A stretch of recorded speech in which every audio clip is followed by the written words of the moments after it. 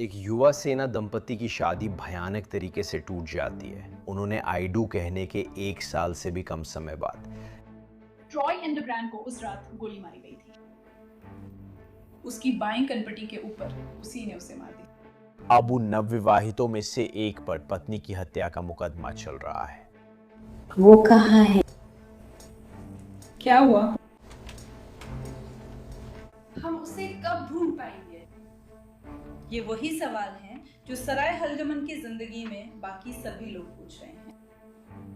केवल आरोपी जारिया सोल्टन ब्रांड को छोड़कर, क्योंकि उसे पहले से ही सभी सवालों के जवाब पता थे। ये मामला एक त्रासदी है। ये दिल तोड़ देने वाला है। ये हत्या नहीं है। एक जूरी को तय करना है कि ये अपराध जुनून में हुआ या ये दुर्घटना थी। स्वागत है साइड बार में, जिसे लॉ एंड क्राइम पेश करता है। मैं जेसी वेबर हूं। फादर्स डे आ रहा है। आपके पास पिताओं के लिए तोहफा है? नहीं है तो सोचें। मिलिए chef IQ sense smart meat thermometer से।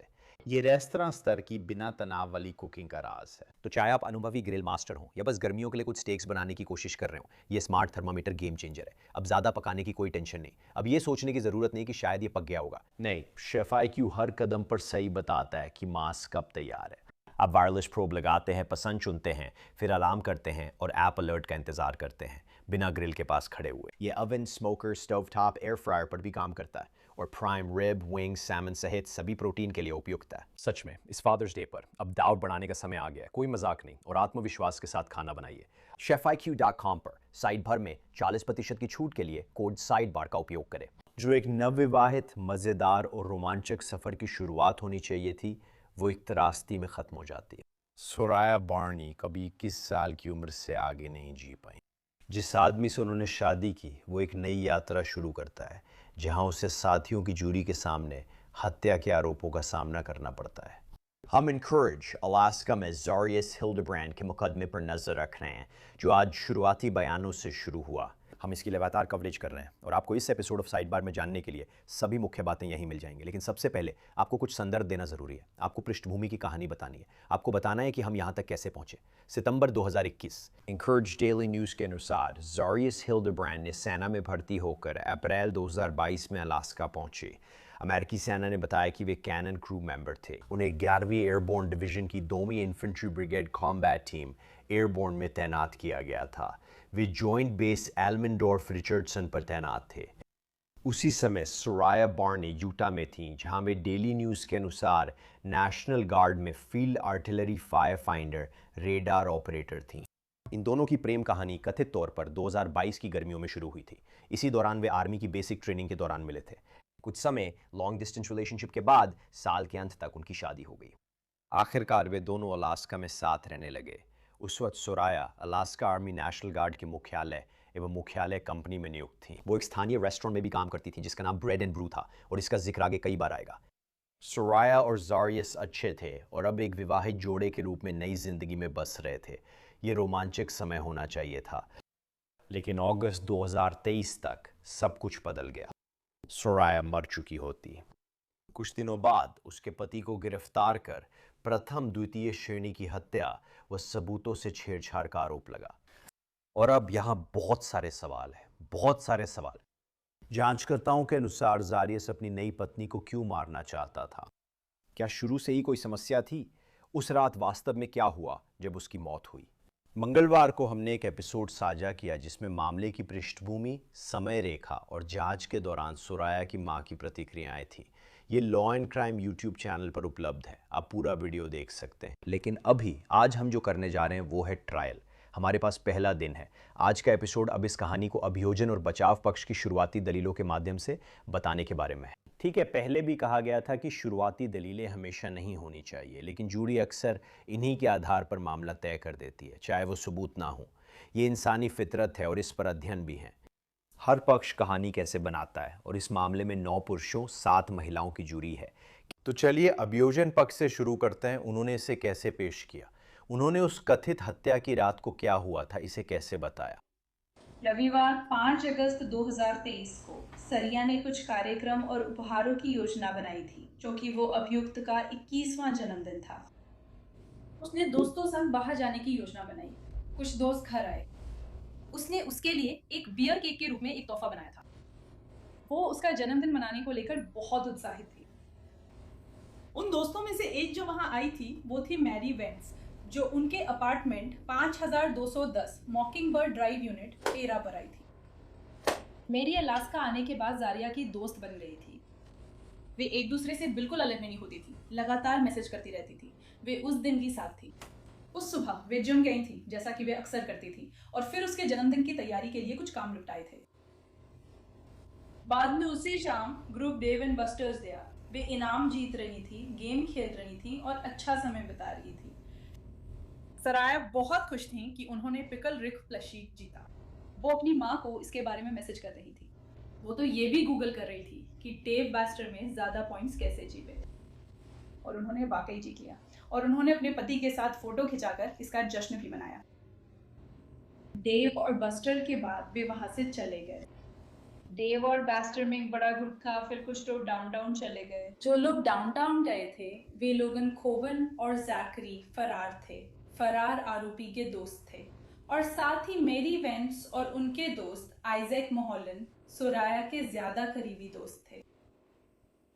गैसलाइट पहुंचने पर आरोपी को अंदर नहीं जाने दिया गया। वो थोड़ा निराश था, लेकिन आखिरकार सोराया ने उनके लिए घर जाने के लिए एक उबर बुला ली, जिसमें वो आरोपी मेरी और आइजैक को लेकर 5210 मॉकिंगबर्ड ड्राइव वापस चली गई। पार्किंग में मेरी और आइजैक अपनी अपनी राह चले गए, जबकि सोराया आरोपी के साथ अंदर चली गई। उसकी मदद कर रही थी, लेकिन वो ठीक से चल रहा था। वे दोनों अकेले अंदर चले गए। वही आखिरी बार था जब सराया हिल्डेग्रांड को जिंदा देखा गया। तो अब तक इस जोड़े ने दोस्तों के साथ जारी का जन्मदिन डेव एंड बैस्टर्स में मनाया, क्लब में जाने की कोशिश की पर एंट्री नहीं मिली और घर लौट आए। इसमें कुछ भी असामान्य नहीं था। फिर अभियोजक आखिरी लाइन से वॉर करता है। उस रात के बाद उसे कभी जिंदा नहीं देखा गया। चलिए सुनते हैं कि अभियोजक आगे क्या बताते हैं कि जांचकर्ताओं के अनुसार आगे क्या हुआ। उस रात उस अपार्टमेंट में वहां सिर्फ वे दोनों थे। आरोपी के अनुसार एक समय पर वे अंदर चले गए थे। शायद उसने कुत्तों को बाहर ले जाया था। वे एक दूसरे को छेड़ भी रहे थे, सोने से पहले एक दूसरे का मजाक उड़ा रहे थे। हालांकि उस सुबह 2:12 और 2:24 के बीच में उस दिन सोराया को आरोपी के धोखा देने के सबूत मिले। स्नैपचैट और इंस्टाग्राम पर लड़कियों को फोटो भेजना, उन्हें अलास्का बुलाने की पेशकश करना, उनसे फोटो मंगवाना, मजेदार चीजें भेजना, किस करने और सब सही करने की पेशकश। उस रात सोराया के फोन की आखिरी फोटो 2:24 बजे की थी। उसके बाद 2:40 बजे मैरी को सराय के फोन से एक कॉल आई। वो कुछ समय से घर थी और कॉल नहीं देख पाई। कॉल अनुत्तरित रहा।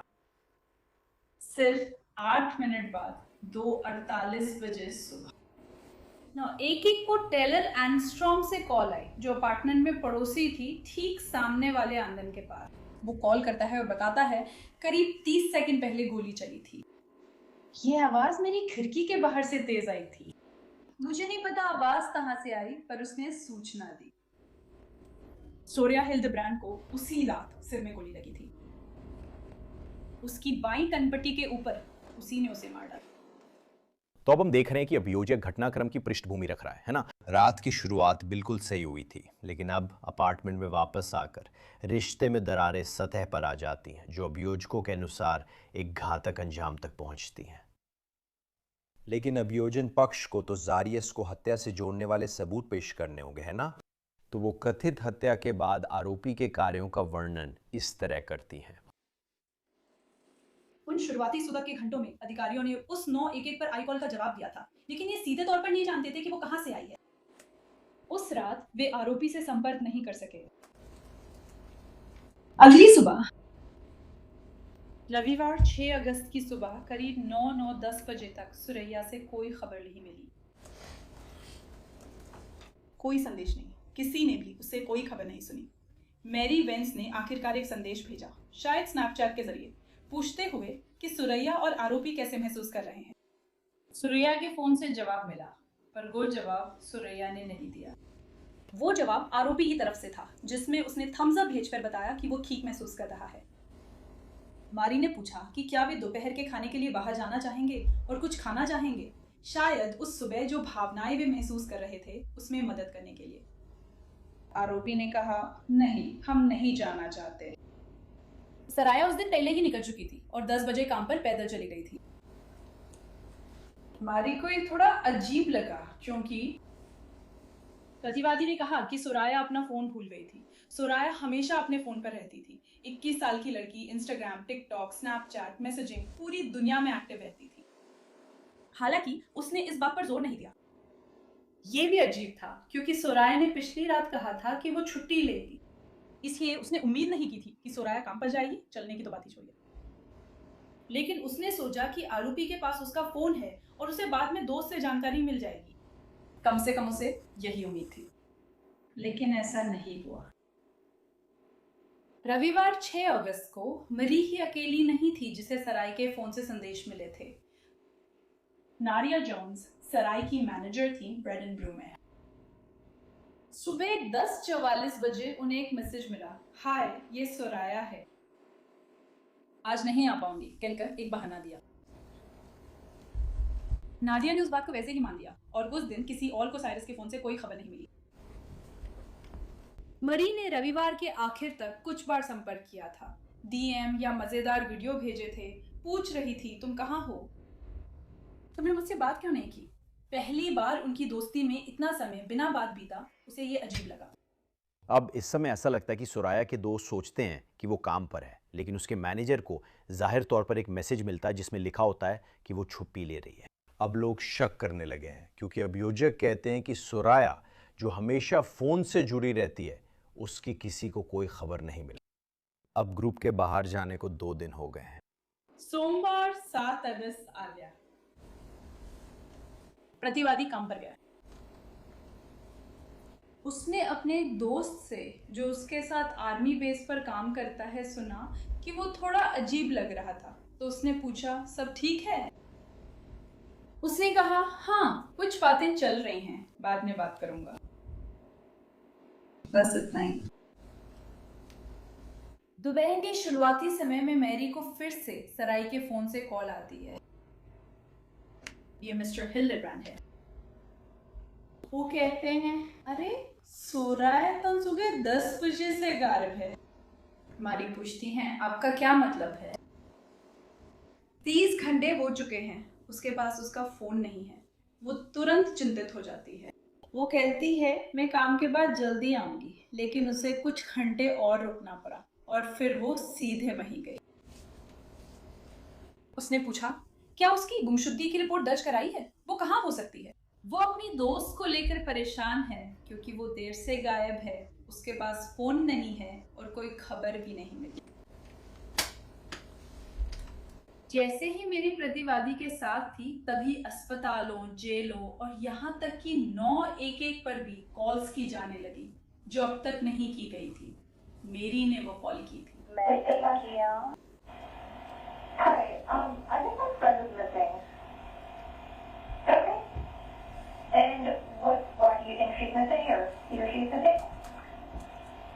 मैंने उससे 2 दिन बात नहीं की। मुझे नहीं लगता कि मैंने उससे पिछले 30 घंटों में कोई खबर सुनी है।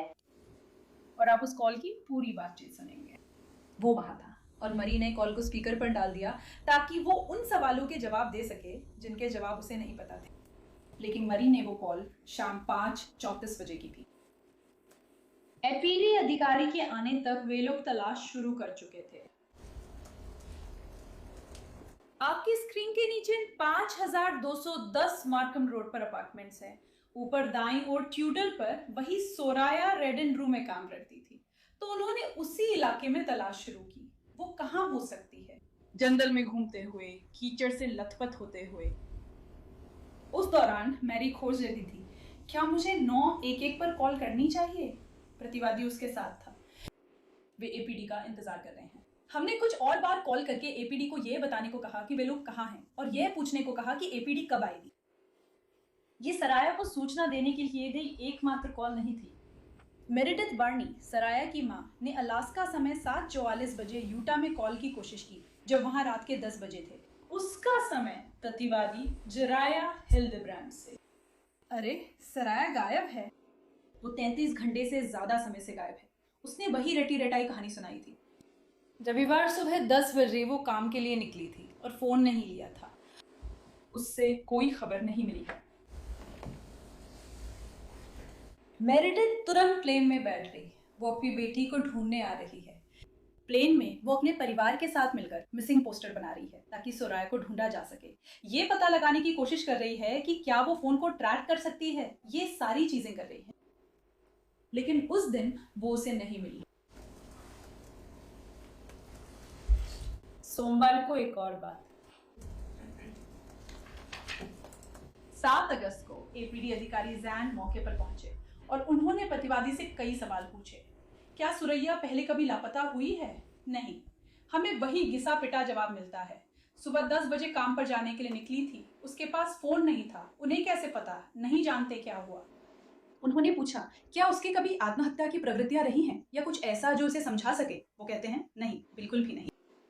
मुझे नहीं पता वो कहाँ है। जब वो काम पर गई थी तो उसने पूरी तरह काले कपड़े पहने थे, काली ग्राफिक टी शर्ट। पता नहीं कहाँ वो फोन भूल कर चली गई। उसी शाम बाद में मैरी और आरोपी के एक साझा दोस्त डेल और बेट्स मिलने आए। डेलिन ने आरोपी के साथ आर्मी में काम किया था और वो मैरी को साझा दोस्तों से जानता था। मरिया उस समय पूरी तरह कीचड़ में थी। शाम हो चुकी थी और उसे कुत्ते को बाहर छोड़ना था, जिससे उसकी डेलिन से थोड़ी देर के लिए मुलाकात हुई। लेकिन डायलिन ही वो था जो अंदर गया और अपने दोस्त का हालचाल जानने के लिए उसके साथ समय बिताया। वो उसकी चिंता कर रहा था। उसने उसके लिए डिनर बनाया। फिर उसने देखा कि अजारिया का हिल्यूरिन बहुत जोर से रो रहा है। उसने कहा, मैं खुद को दोषी मानता हूँ, ये मेरी गलती है, लेकिन मुझे उसी सुबह उसे काम पर छोड़ना था। वो रो रहा था और उसके दोस्त उसे सांत्वना दे रहे थे क्योंकि उसकी पत्नी लापता थी। तो अभियोजकों ने एक महत्वपूर्ण बात उठाई। कथित तौर पर जारियास उसके पति को अपनी पत्नी के लापता होने की रिपोर्ट करने में कम से कम 1 दिन लग गया और अब इस समय उसके परिवार और दोस्त उसकी तलाश कर रहे हैं। जारियास ने पुलिस को बताया कि सुराया भागने वाली नहीं है और वो दोस्तों के सामने रोते हुए अपनी गलती मान रहा है। अभियोजक बताते हैं कि अब सिर्फ पुलिस नहीं, सैन्य संसाधन भी सुराया की तलाश में लगे हैं। बताया गया है कि 70 से अधिक सैनिकों ने इलाके की तलाशी में मदद की, लेकिन एक व्यक्ति जिसने शुरुआती खोज में हिस्सा नहीं लिया, वो आरोपी, उसका पति, ने कथित तौर पर कहा कि उसकी वॉलेट खो गई है, इसलिए उसे बाहर रहना पड़ा। जब सुराया का सुराग नहीं मिला तो जासूसों ने अपने पास मौजूद सबूतों की समीक्षा की, बयान, 911 कॉल, और वे खुद आरोपी से इस साझा अपार्टमेंट में बात करने भी गए। तुमने उन्हें अंदर आने दिया और उनसे बात की? उसने वही रटी रटाई कहानी सुनाई। सुबह 10 बजे काम पर गया। उसका फोन भूल गई थी। नहीं पता क्या हुआ। उसने उन्हें बताया, मैं पूरा रविवार घर पर ही था, बस यूं ही पड़ा था, आप समझ रहे हैं, थोड़ा ठीक हो रहा था, घर से बाहर नहीं गया। उन्होंने पूछा, रविवार सुबह क्या हुआ? उसने कहा, वे दोनों एक ही बिस्तर पर सोकर 8:30 या 9 बजे उठे और वो 10 बजे काम पर चली गई। 10 बजे वो पहली बार पैदल काम पर गई क्योंकि उसने पहले ऐसा नहीं किया था।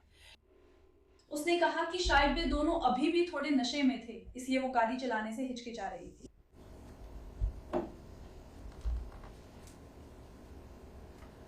हालांकि जब उनसे पूछा गया कि वो घर कब लौटेंगी तो उन्होंने कहा, रविवार 6 अगस्त शाम 7 बजे। उन्होंने उसे शाम 7 बजे नहीं देखा, तो उन्होंने, जैसा कि उन्होंने जासूसों को बताया, ये सुनिश्चित करने के लिए रात 9 बजे तक इंतजार करने का फैसला किया कि कहीं वो खो तो नहीं गई या कुछ और फिर उन्होंने कहा कि वो उसे ढूंढने के लिए बाहर गए, ब्रेड एंड ब्रू की पार्किंग में गाड़ी चलाई और हर जगह तलाश की। और हम अभी थोड़ी देर में इस पर आएंगे कि उन्होंने उस दिन शाम को क्या किया। जब उनसे पूछा गया, आपने इतना इंतजार क्यों किया? उसके लापता होने की रिपोर्ट करने में 30 घंटे से ज्यादा लग गए। उन्होंने कहा, मुझे नहीं पता था कि ये गंभीर है या नहीं, मैं समय बर्बाद नहीं करना चाहता था।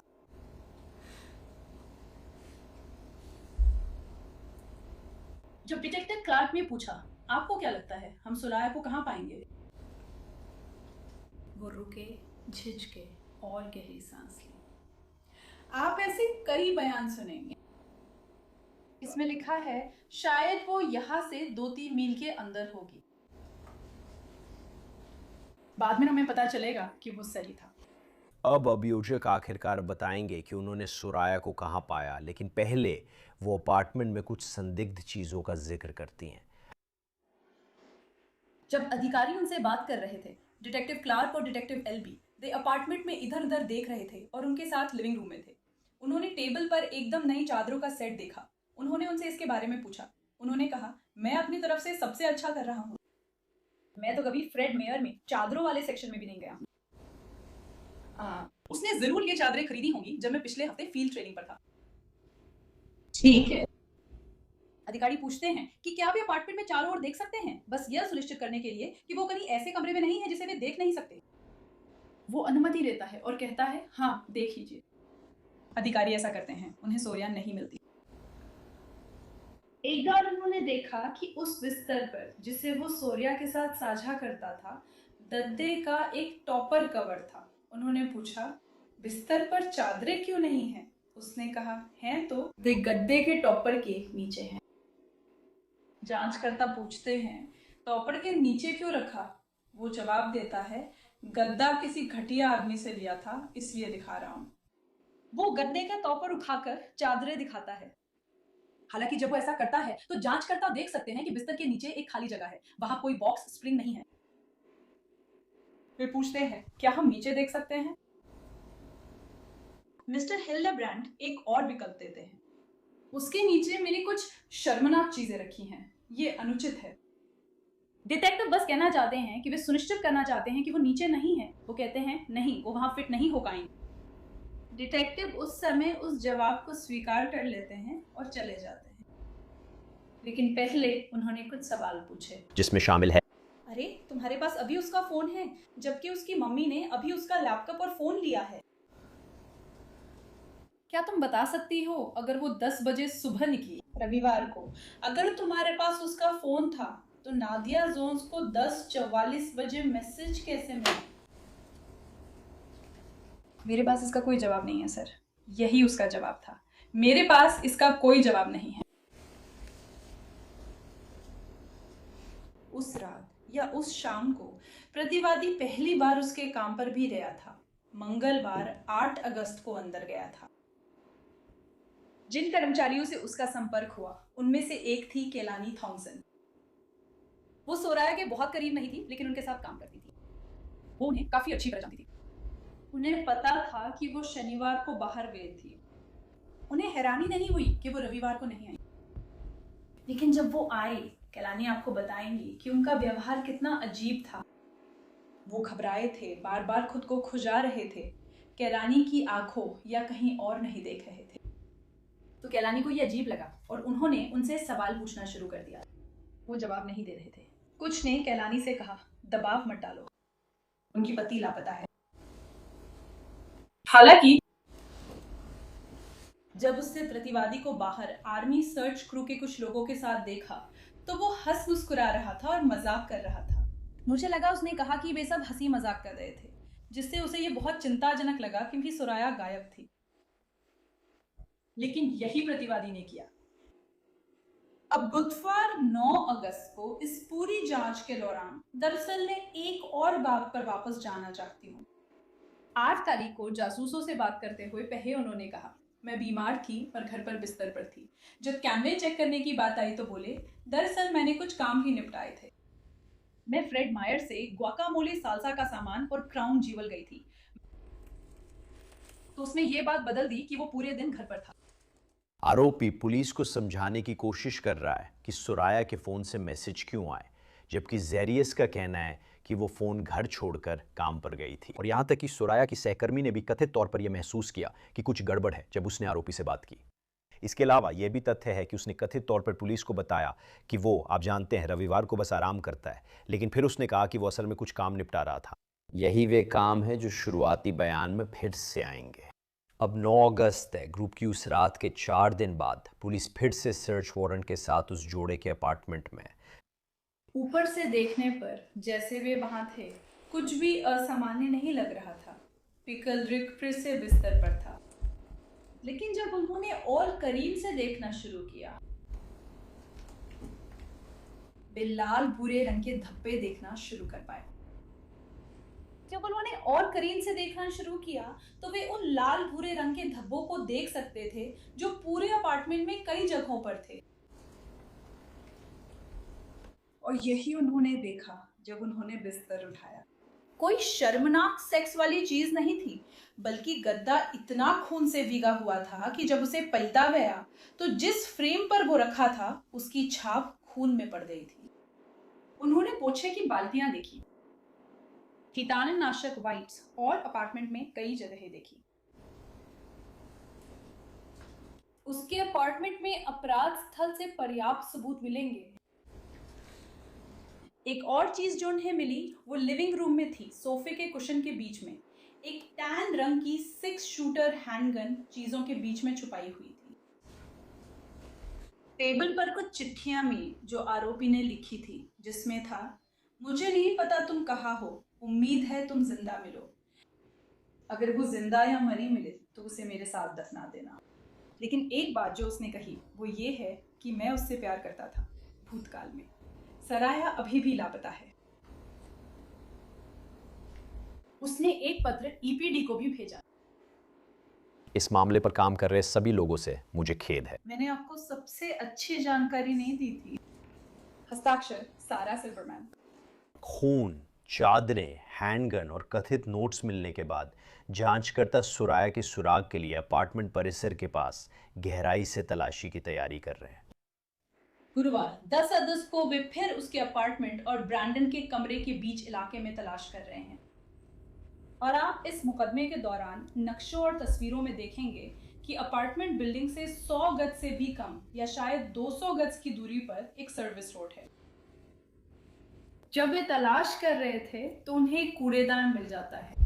96 गैलन का पहिएदार टोटल कूड़ेदान जिस पर अब भी स्टिकर लगे हैं। ये नया है। पार्ट्स एंड रेक ने लैंडस्केपिंग क्रू को सफाई के लिए ठेका दिया था। उसी दौरान उन्हें ये मिला और वे इसे ट्रक में ले गए। शायद नए कूड़ेदान से उत्साहित हो गई थी, लेकिन अधिकारियों ने देखा और कहा, रुको, ये केस से जुड़ा है। उन्होंने कूड़ेदान में देखा, उसमें लाल भूरे दाग और जैविक पदार्थ था। और उन्होंने इस कूड़ेदान पर फॉरेंसिक टेक्निकों, फोटोग्राफ्स और अन्य तरीकों का इस्तेमाल करते हुए पूरी तरह से अपराध स्थल का विश्लेषण किया, जिनके बारे में आप इस मुकदमे के दौरान सुनेंगे। अगली चीज जो उन्हें मिली वो उस अपार्टमेंट से बस कुछ 100 गज, 1/4 मील से भी कम दूरी पर थी। 5210 मॉकिंग बर्ड उसी फ्रंटेज रोड पर, उसी इलाके में जहां कूड़ेदान था। उन्हें स्टॉर्म ड्रेन मिला। उन्होंने ये देखा, ढक्कन लगा हुआ था। उन्होंने उस छेद से टॉर्च की रोशनी डाली और उन्होंने वहां नीचे कुछ देखा। ये लगभग 15 फीट नीचे है, जिसमें एक कल्वर्ट साइड से साइड तक जा रहा है। यही वो जगह थी जहां सोरिया मिली थी। यही वो जगह थी जहां उसकी लाश मिली थी, एक गोली के घाव के साथ। उसके ऊपर बाईं आंख, बाईं भौं। वो कई दिनों से उस पानी में पड़ी हुई थी। उसमें एक कंबल था, एक तकिया था, एक जीप और साथ ही कुछ भूरे रंग के फौजी जैसे दिखने वाले दस्ताने, वो भी उसके साथ वहां थे। ये सोचकर ही डर लगता है कि इतनी मेहनत से खोजबीन के बाद किसी का शव उस हालत में उस जगह पर मिलना कितना भयानक होगा। अभियोजन पक्ष के पास और भी सबूत जांचने को है, क्योंकि आपको याद है जब मैंने बताया था कि आरोपी ने कहा था या कथित तौर पर कहा था कि जिस दिन सुरैया गायब हुई थी वो उस दिन कुछ काम निपटा रहा था। ये वे खरीद आदेश हैं जो कथित तौर पर सामने आए और उनका कथित तौर पर किस तरह इस्तेमाल हुआ। इस पूरे मामले में ऐसे सबूत दिखाए जाएंगे जो इन बातों को संदेह से परे साबित करेंगे। इनमें से कुछ 6 अगस्त को होंगे। वो फ्रेगमाइव गए थे। हालांकि जब वह दोपहर 12:26 बजे गए तब वहां गुआकामोले की सामग्री नहीं थी। उन्होंने गेटोरेड, मरीना सॉस और बिल्कुल नए चादरें खरीदी। उसे वो खरीदारी करते हुए दिखाने वाला वीडियो देखे जिसमें वो लॉयल्टी मेंबर नंबर डाल रहा है। आप फिर 6:12 बजे गए थे, जहां आपने हाइड्रोजन पेरोक्साइड, अन्य सफाई का सामान और क्यू-टिप्स खरीदे। फिर आप लोज गए रात 8 बजे। करीब 96 गैलन का टोटल कचरा डिब्बा। इसके बाद वो फिर फ्रेड मेयर गए जब लग रहा था कि वो ब्रिटन ब्राइटनबर्ग पार्किंग या जंगल में कुछ ढूंढ रहे थे। फिर से फ्रेड मेयर जाकर नया गद्दे कवर और लाल तकिया खरीदा। इन सभी सबूतों को आने वाले हफ्तों में पेश किया जाएगा। यहाँ अपराध स्थल पर भी मिला कारपेट क्लीनर। उस कारपेट क्लीनर का एक स्वैब राज्य में भेजा गया था। क्या शायद राज्यव्यापी अपराध जांच इकाई। डॉक्टर एमिली मैथ्यूज ने इन वस्तुओं का डीएनए विश्लेषण किया। स्वैब का डीएनए सोराया हिल्डेब्रांड से मेल खाता था। हमें वो हाइड्रोजन पेरोक्साइड भी मिली। साफ सफाई के कई और संकेत और सबूत मिले। और अभियोजक ने उन अन्य विशेषज्ञों का भी जिक्र किया है जिनके बारे में उन्हें उम्मीद है कि वे उनके मामले में गवाही देंगे। आग्नेयास्त्र विशेषज्ञ से उम्मीद है कि वो बताएंगे कि दूरी और स्टिपलिंग पैटर्न देखकर ये आत्महत्या नहीं लगती। इसके अलावा मेडिकल एग्जामिनर सुराया की मौत का कारण बताएंगे और कुछ गवाह आरोपी से हत्या के समय बातचीत की पुष्टि करेंगे। आप मेरी वेंस से सुनेंगी कि उस रात क्या हुआ था और उन्होंने क्या पाया। आरोपी ने सुराया का शव मिलने से पहले पूछा, मैं उसकी फैमिली को कौन सी प्रॉपर्टी दूं? मैं उसकी बेबी ब्लैंकेट और वेडिंग रिंग देना चाहती थी। सोराया अभी तक नहीं मिली थी। ये बुधवार या ज्यादा से ज्यादा गुरुवार की बात है। आप उन पेट्रोल ऑफिसर से सुनेंगे जिन्होंने केस की जांच में मदद की और सबूत इकट्ठा कर लैब भेजे। आप डिटेक्टिव से सुनेंगे जिन्होंने डिटेक्टिव क्लार्क के साथ जारिया सुल्तान से लंबी पूछताछ की थी और विरोधाभास पाए थे। और आप मिस्टर हिल्डेब्रांड को अपनी माँ से कहते भी सुनेंगे। जब उन्हें इस मामले में गिरफ्तार किया गया था तो उन्होंने कहा था, मैंने खुद को झूठ में उलझा लिया है, शायद अब इसे सुलझाया नहीं जा सकता। इन्हीं कारणों से जब सबूत पेश किए जाएंगे, राज्य समापन में आपके सामने उपस्थित होगा। इन तथ्यों को उन तत्वों पर लागू करें जो मैंने बताए हैं, जिससे यह दिखाया जा सके कि आरोपी प्रथम श्रेणी की हत्या, द्वितीय श्रेणी की हत्या और भौतिक साक्ष्य के साथ छेड़छाड़ का संदेह से परे दोषी है। हम आपसे तब उसे दोषी ठहराने का अनुरोध करेंगे। धन्यवाद। तो हमें इंतजार करना होगा और देखना होगा कि जैसे जैसे अभियोजन पक्ष गवाहों को बुलाना शुरू करता है उनका मामला कैसे सामने आता है। और वैसे हम इस मुकदमे की पूरी रिपोर्टिंग करेंगे शुरू से अंत तक। तो सुनिश्चित करें कि आप लॉ एंड क्राइम और कोर्ट टीवी पर सारी कवरेज देखें। लेकिन एक सेकंड के लिए वापस चलते हैं, ठीक है? अब याद रखिए, ये महत्वपूर्ण है। जॉरियस हिल्डेब्रांड निर्दोष हैं। जब तक दोष साबित ना हो उन्हें निर्दोष माना जाएगा, वरना मुकदमा निष्पक्ष नहीं होगा, है ना? हमने अभियोजन पक्ष का बयान सामने रखा है। हमने वो संभावित सबूत भी बताए हैं जो इस मामले में उनके पास होंगे। अब चलिए बचाव पक्ष की ओर चलते हैं। बचाव पक्ष ने बातों को कैसे समझा कर टालने की कोशिश की। अपने शुरुआती बयान में या चीज़ों को समझाने की कोशिश में या चीज़ों को समझाने की कोशिश करते हुए, लीजिए ये रहा। ये एक ऐसा मामला है जिसमें एक युवा महिला की दुर्घटना में जान चली गई और एक डरे हुए युवा पुरुष की कहानी है। इस मामले में सबूत दिखाएंगे कि जॉरियस हिल्डेब्रांड ने बहुत सारे गलत फैसले लिए, बहुत सारी गलतियां की। जब उसने अपने अपार्टमेंट में अपनी पत्नी को मृत पाया 6 अगस्त 2023 की सुबह, उसने पाया कि उसकी पत्नी की मौत सिर में एक गोली लगने से हुई थी। सबूत दिखाएंगे कि सोराया की मौत वाली गोली एक दुखद खुद से हुई दुर्घटना का नतीजा थी। खुद से हुई दुर्घटना। अब ये एक ऐसा बचाव है जो आप अक्सर नहीं सुनते।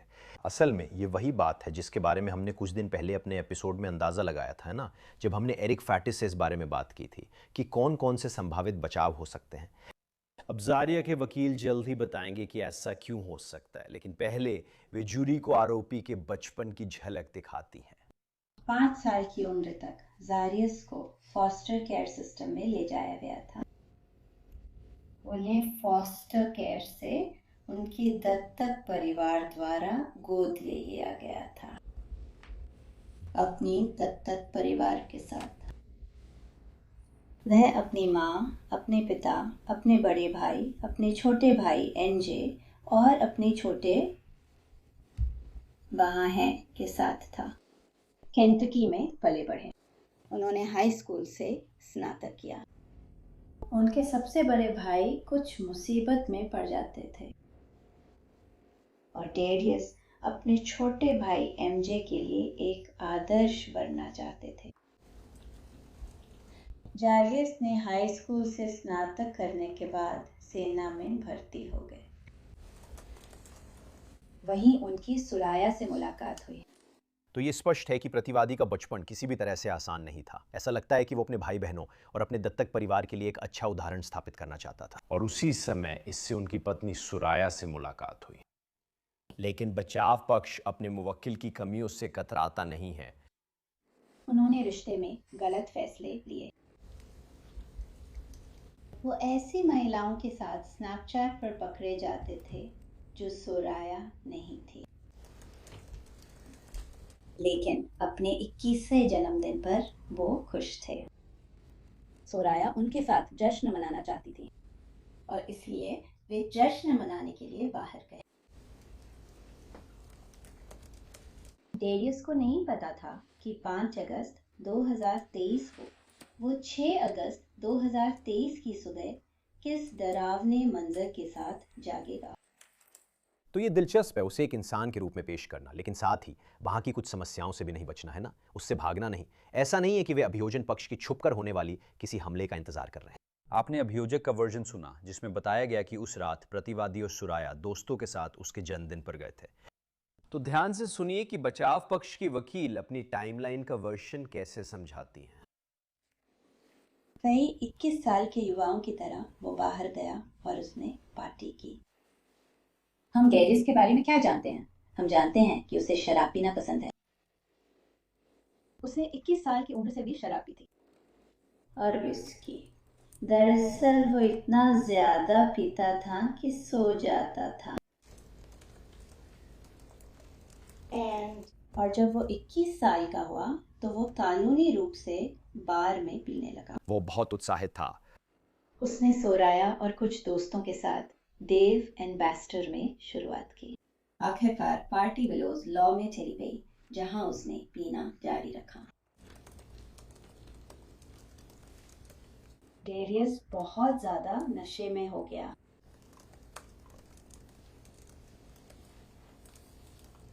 पार्टी ने फैसला किया कि वे विलोज लॉट से गैस लाइट की ओर जाएंगे। जारियस इतने नशे में था कि गैस लाइट ने उसे अंदर नहीं जाने दिया। तो अब पार्टी से निकलने का समय हो गया है। ये 6 अगस्त की सुबह करीब 1 बजे की बात है। जारियस अपनी पत्नी सुरैया और उनकी दोस्त मरी के साथ एक उबर में बैठते हैं। वो उबर में उल्टी करते हैं। वे अपार्टमेंट लौटते हैं और फिर उल्टी करते हैं। सोराया को उसकी मदद करनी पड़ती है अपार्टमेंट में अंदर जाने के लिए। डेरियस सो रहा है। तो डेरियस के सोराया के साथ घर आने के बाद क्या हुआ और जब वो जाता उस समय के बीच में क्या हुआ? नशे की इस हालत में डेरियस की याददाश्त पूरी तरह से काम नहीं कर रही थी।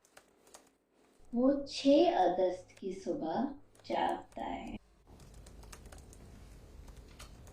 और वो पाता है कि उसकी पत्नी बिस्तर पर मृत पड़ी है। उसके सिर में एक गोली का घाव है। इस मामले के विशेषज्ञ मैट कैसल से आप सुनेंगे कि गोली किस दूरी से चली इसकी सटीक जानकारी तो नहीं है।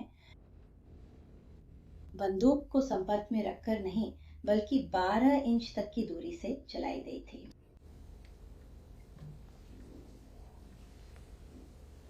डेरियस 21 साल का है और वो डरा हुआ है। हाँ, बचाव पक्ष के अनुसार जारियस ने सुराया को गोली लगने की चोट के साथ पाया था। अगर ये सच भी हो तो अभियोजकों के मुताबिक वो अपनी पत्नी की मौत छिपाने के लिए इतनी हद तक क्यों जाता? यहाँ बचाव पक्ष के वकील इसे कैसे बताते हैं? डर है। जेरियस ने जो किया उसके पीछे की वजह डर ही थी। जिसके बारे में आप सुनेंगे।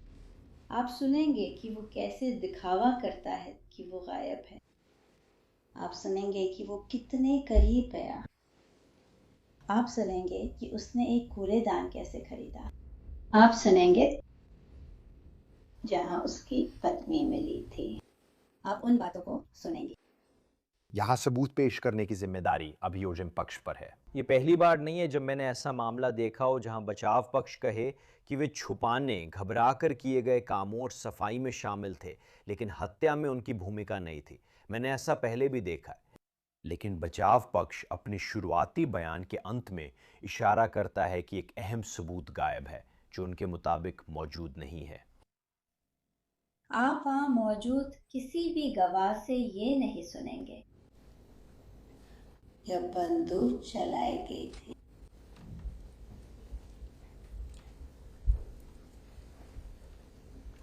इसलिए जैसा पहले कहा था, ब्रेक के बाद जो सुनेंगे वो आपको पसंद नहीं आएगा।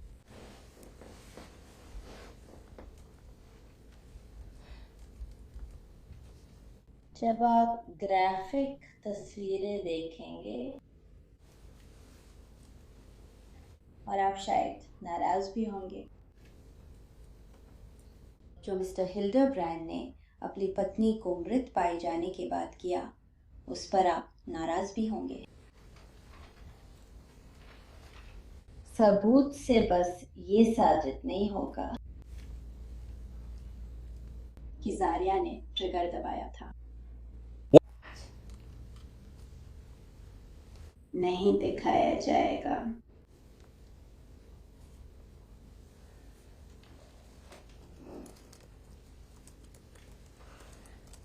ये मामला एक युवा आदमी के बारे में है जिसने एक भयानक गलती की।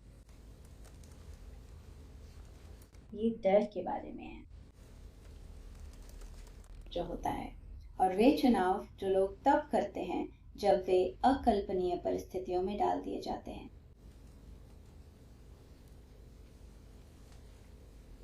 ये मामला एक त्रासदी है। ये दिल तोड़ने वाला है। ये हत्या नहीं है।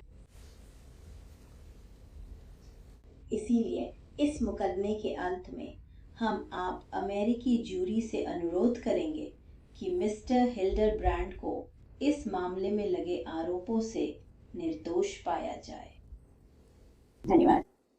तो देखिए, अगले कुछ दिनों में हम देखेंगे कि गवाह क्या कहते हैं। क्या जेरी मानती है कि ये एक भयानक दुर्घटना थी या एक ठंडे खून से किया गया हत्या। लेकिन फिलहाल यही शुरुआती बातें हैं। लेकिन अभी के लिए हमारे पास आपके लिए यही है यहाँ साइड बार पर। सभी को धन्यवाद हमारे साथ जुड़ने के लिए। बहुत बहुत धन्यवाद। हमारे पॉडकास्ट को यूट्यूब, एप्पल पॉडकास्ट, स्पॉटिफाई या जहां भी सुने सब्सक्राइब करें। हमें एनबीसी के पीकॉक पर भी देखें। मुझे फॉलो करें एक्स, इंस्टाग्राम और न्यूज़ नेशन शो जेसी वेबर लाइव, सोमवार शुक्रवार रात 11 बजे ईस्टर्न टाइम। अगली बार फिर मिलेंगे। सब